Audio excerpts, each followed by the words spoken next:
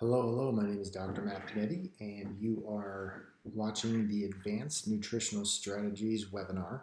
We're going to be talking about some ideas and concepts that are really not related much are relayed much in my Prime Nutrition seminar, and I think they're extremely valuable and important to understand, and might be more important than the Prime Nutrition webinar itself, just from the sense of how damaging these concepts we're going to talk about today can be to your health. Um, that doesn't sound right. Okay, so I'm going to start with this. This is a little bit of context for this, for what we're going to talk about. It's the setup, if you will. This is not to delve into conspiracy theories, though. All this stuff is backed up with plenty of research and publications and books written about the topic. But when you look at big pharma, when you look at the food industry, when you look at our healthcare system as a whole, there's some really interesting pieces to it, components that are it's baffling that this stuff has been allowed to happen. It's baffling that America would have the worst healthcare system in the industrialized world, even though we spend double what most of these other countries spend on their food. It's fascinating to see it all and what's called a healthcare system, when in fact we're getting sicker and sicker and sicker. And so obviously things are broken, and it doesn't take a rocket scientist to figure it out. And when you start uncovering things, you realize, oh, well, it's all tied together. I don't know that it's this really, really sinister thing where a couple people at the top are pulling strings. But what I do know is that there's a lot of money floating around that's making officials and people in power make decisions that they probably otherwise wouldn't. And that money comes from different groups. And like I said, it doesn't mean they're all working together. In fact, I think in a lot of ways, they probably aren't. There's a lot of evidence to show that they aren't, but the incentives are there so that the money gets made when people are sicker. And that's unfortunately where we're at as a country in America right now. So to give you a little bit of a history lesson quickly, in the 1990s, the cigarette companies were getting word that the Surgeon General was going to start putting different labels on the back of their packages that would make it really hard for them to sell their products. And obviously concerned, they decided they were going to move in a different direction and pivot. So this was back in the 90s where there was a lot of mergers and acquisitions, and they made two of the biggest acquisitions. They bought up the two largest food companies at the time. I can't remember the first, but the second one was Philip Morris. And what these cigarette companies did when they bought those companies is they took all their scientists that were typically working on making cigarettes addictive, and they brought them over to the food companies to help them make the food addictive. And they also took their lobbying ideas and ways of manipulating public opinion through media and other outlets, and they brought that over to the food. And they started to push really addictive food made through processed sugar, refined sugars, out to the general public, and made that really mainstream. And also, what they did was they helped to create a bunch of research in support of processed foods and refined sugars and how that they weren't the problem. For example, Harvard published research on how saturated fat was the cause of heart disease. And so we saw a lot of fat-free items flood the market. They created the food pyramid, which was largely just propaganda for pushing refined sugar in their products more and more. I mean, if you look at the basics of the diet, it's mostly refined processed foods and carbs. And this was just a way of getting their food out in the public. Now, years later, Harvard came out and said, you know what, we were wrong. We're sorry. Please don't hurt us. We were paid off and by the food industry to create these studies and this research, and we were wrong. But again, sorry about that. It was not saturated fat ever that was the cause of heart disease. It was actually sugar. And so they went back and said that. And the research now, if you look at it from an unbiased third-party research group, you'll see that sugar is in fact the problem. It's the heart disease issue. It's the cancer issue. And we're going to go deep into that here in a second. But it goes back to the processed foods. It's not just big pharma or big food, sorry. It's also big pharma that participates in this. And if you look, you've got big food making these problems, creating these chronic diseases, these lifestyle illnesses. And then we've got Big Pharma that gets the profit on the back end with their medications. In the 1960s, we really only had one chronic medication, and that was the first one ever, which was birth control. And that was the only one we've ever been on that lasted for more than a couple of weeks. And, I wasn't born then, but just looking at the history and how this unfolded, it would make sense that most Americans bought into the idea of using more and more medications to treat chronic disease issues simply because coming out of World War II, antibiotics and all these other things had really made a difference for the war and everything else. And so we had a lot of faith in the medical world, and which was understandable. But unfortunately, that didn't necessarily flow right into all the chronic diseases, because the solutions that they came up with for those were not exactly as or as successful and positive as, say, antibiotics were for our bodies. And when you look at chronic disease, it's skyrocketed. It hasn't gotten better, and it's ultimately the reason why our country is in the place that it is. I think, if anything, this is probably the most important issue that we face as a country. For example, Ozempic, which is a fat loss, it's actually a diabetic medication, but they're using it for fat loss. They're looking to push this through to make it available for people with Medicaid. If they do in fact succeed, what that'll look like is it costs about $1,500 per shot of Ozempic. If each person gets Ozempic, that potentially stands a chance, which they're trying to get this approved for kids up to 6 years old, and up. If that's approved for anyone obese that's 6 and up, that will cost the American taxpayers about $3 trillion a year just for Ozempic. If you think about it from that perspective, if we took $3 trillion and we could probably easily afford organic foods for every single household in our country. But instead, we're looking at things like that. So I think it's important that we consider, who is passing these laws, who's paying these lawmakers to pass these laws, who's involved in this. When you look at the FDA, when you look at the USDA, when you look at the NIH, a lot of these different organizations that are supposed to be our watchdogs and are looking out for us from a third-party perspective, unfortunately, they are also ex-executives at these big food and big pharma companies. So they move in and out. It's like a revolving door. One day they're the NIH director or the CDC director, and the next day they're the head of Merck, which is literally who Julie Gerberding is. She was the CEO of the NIH in March 2022. She was formerly the director of the CDC, and shortly thereafter, after leaving both, she became the executive vice president of strategic communications at Merck, which is a huge drug manufacturer. This stuff happens all the time. I just think we need to be aware of it. As an individual, we don't really have the power to affect too much change, but the more we're aware of it, at least the more we can consider what is really going on here, and this information that I'm receiving, who's putting it out. Is it manipulated in any way, or is this accurate information I can use for my health and well-being? Okay, so now that I'm done waxing poetic like I just did, I want to get into the meat and potatoes of this, and I wanted to set the stage because what I'm going to talk to you guys about really doesn't get talked about. If it does, it's kind of poo-pooed. In fact, if you looked at a lot of these different things like the American Heart Association or the USDA, they literally state that there's no issues with seed oils in terms of heart disease, cancer, and these other issues, when in fact there is so much support and research showing the opposite. And this goes for a lot of different things. And I'll talk about seed oils in a second. I'm jumping ahead of myself here, but I wanted to give you a little bit of the background, because if you go on Google or you look on some website and you see from a large organization that states opposite to what I'm saying, you don't have to believe what I'm telling you. I'm just asking you to consider the source and look a little deeper, because not all things are as they appear, and I promise you I'm right on this. And you don't have to take my word for it, but I promise you I'm right on this. So here's a couple things to consider.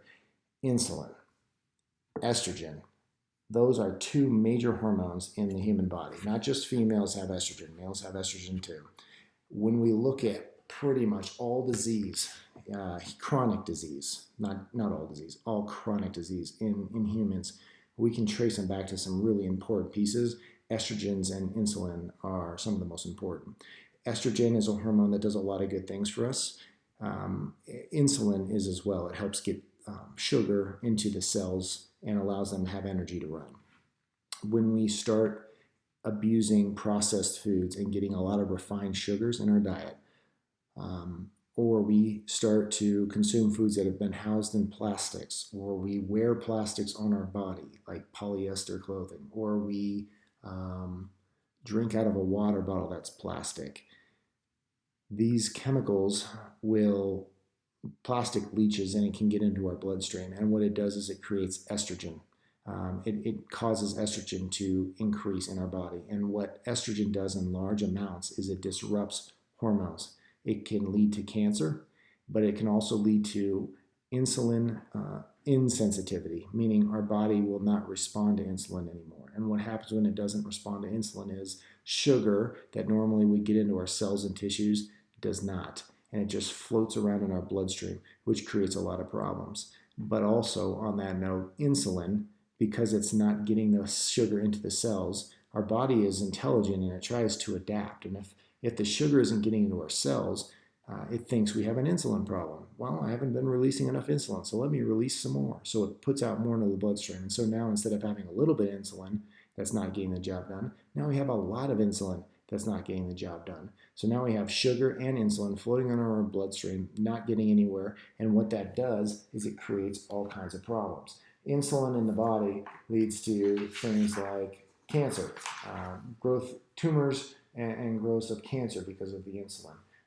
It can cause excess fat storage. It can cause increased cholesterol, increased blood pressure, wrecking your other hormones. It can lead to diabetes, type 2, and then Alzheimer's. Alzheimer's, if you've heard or maybe haven't heard, the AKA for that is it's actually, they call it diabetes type 3, because really what it is just a continuation of type 2 diabetes. And it's a completely treatable issue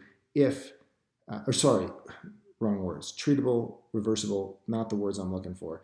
Alzheimer's is a preventable disease if you understand this idea of not allowing insulin to get out of control. It's just like type 2 diabetes, which is largely due to diet and lifestyle. Alzheimer's is too. It's just changing these things to avoid going down that rabbit hole.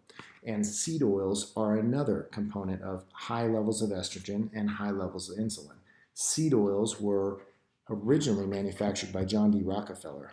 As a part of his oil business, they had this as a byproduct of the oil they made.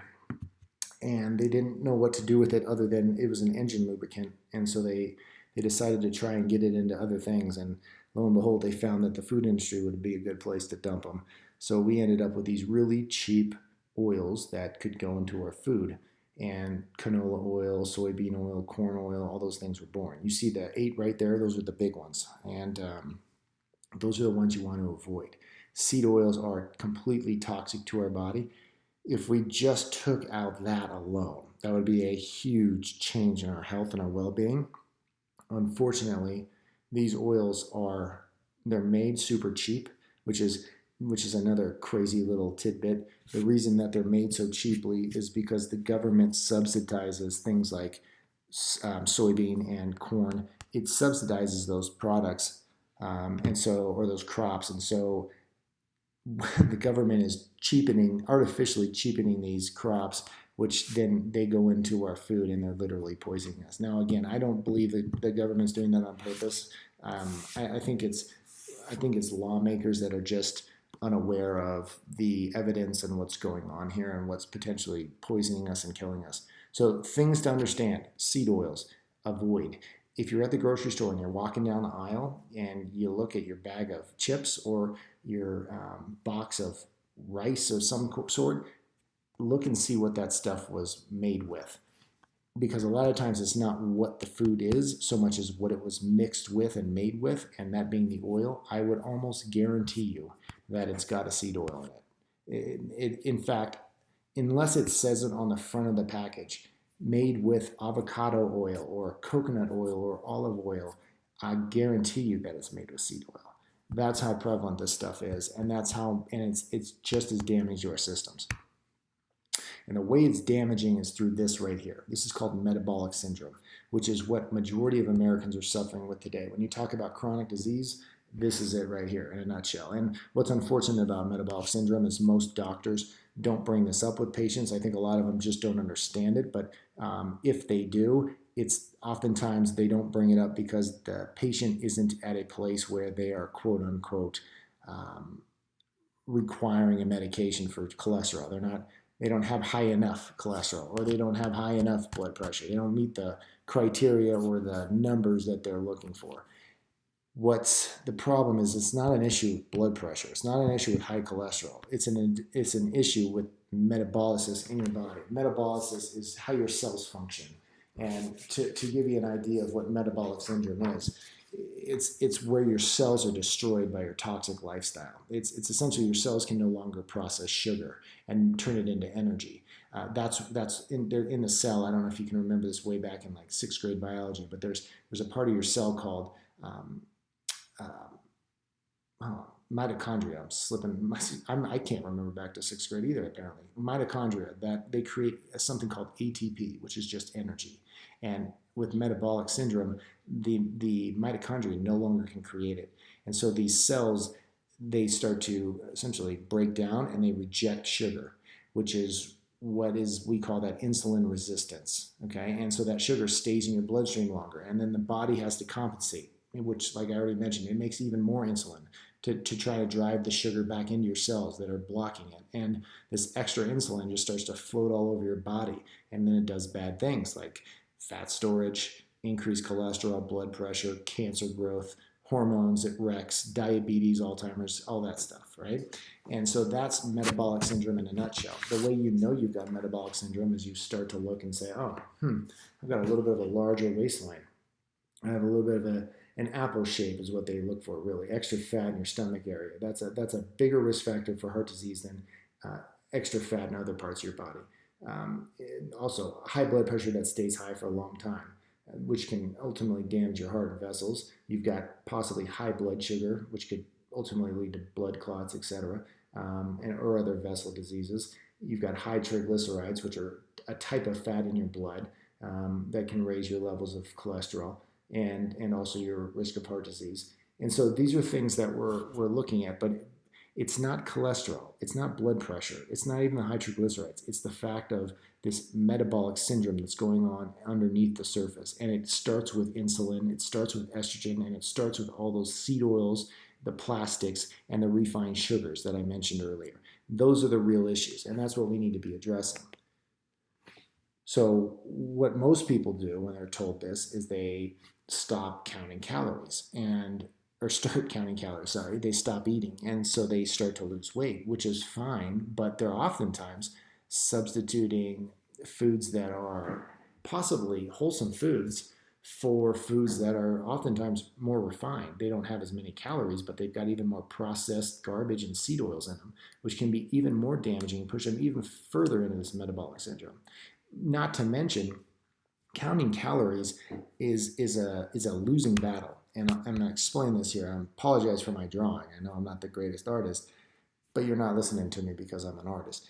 The calories in, calories out idea is simple. If you put in 500 calories and you burn 500 calories, you net zero. So you don't gain weight, you don't lose weight. If you take in 500 calories and you burn 1,000, well, now you've essentially burned 500 extra calories, so you're going to lose weight. That's the whole idea there. And on the other end, if you burn 500 calories but eat 1,000, well, then you're going to have a surplus and you're going to have 500 calories of body fat afterwards. That's the whole idea there.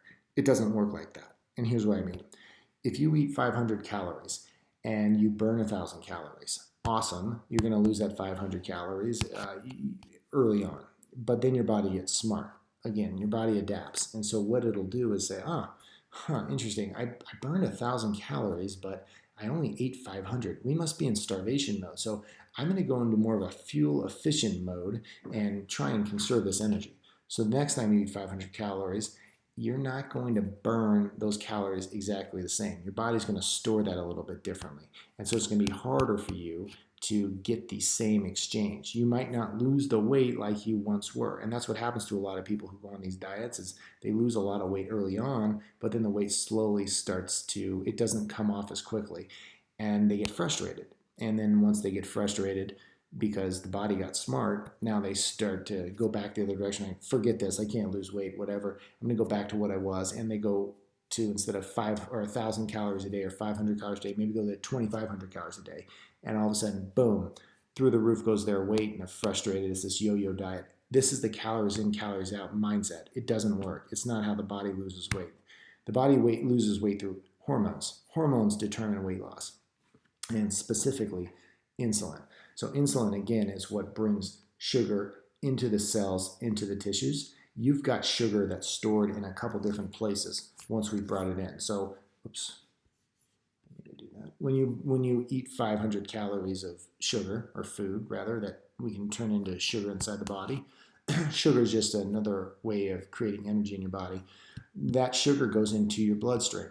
And your bloodstream has the ability, the capacity to store quite a bit of glucose, but not compared to the rest of the parts of the body, it's a small amount. So if you imagine this square that I drew with blood glucose in it as a tank, a water tank, it'll fill that tank up pretty quickly. That tank isn't as big as glycogen, which is next to it. Now, glycogen is a storage system for sugar in your muscles, and that's a much larger storage system. So your body can put a lot more in there, but it doesn't put glucose into glycogen unless the blood glucose storage is already used up. So then once blood glucose is filled, it goes to glycogen.